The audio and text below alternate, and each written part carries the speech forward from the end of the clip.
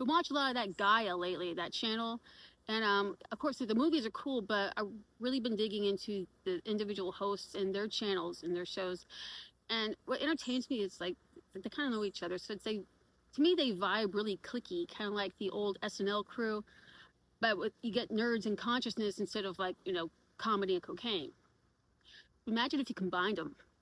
I did. I entertained that thought for about 15 minutes. But anyways, yeah, it's like we're all doctors of consciousness and quantum physics. We all know each other from mystery schools, and that's the kind of vibe that they have.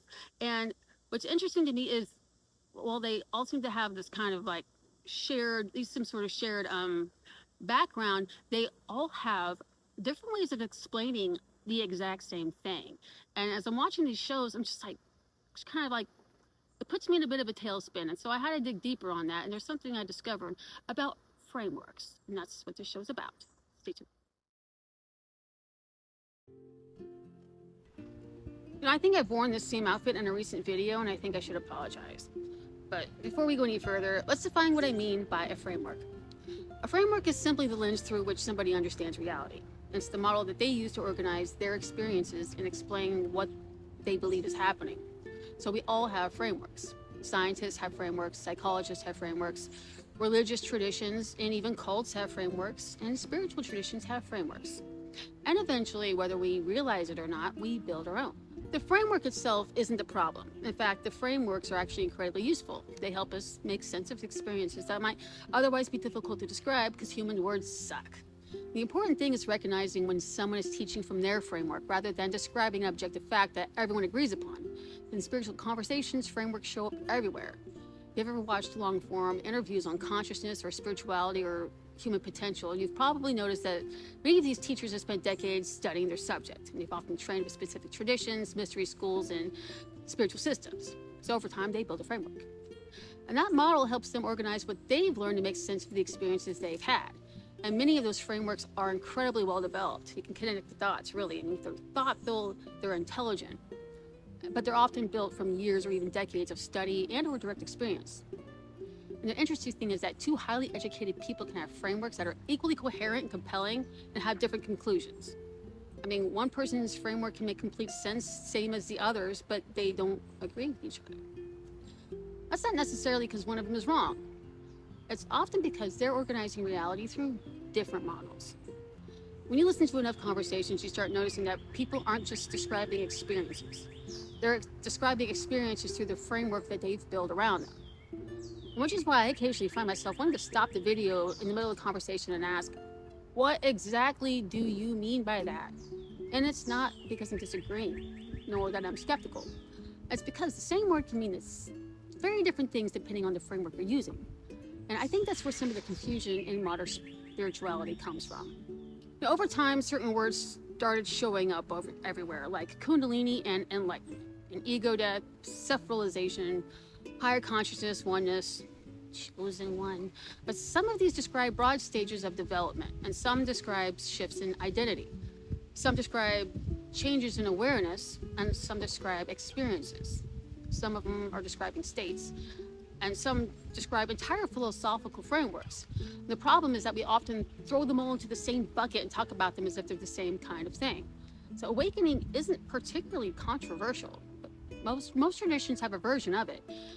The moment a person begins questioning assumptions about reality, a moment when consciousness becomes interested in itself, a moment when life stops being entirely automatic. The details may vary and the language may vary, but the general concept is fairly consistent. The confusion usually starts when we get into bigger buzzwords. Let's look at enlightenment and Kundalini, for example. These words have become so common in spiritual conversations that people often assume everyone agrees on what they mean.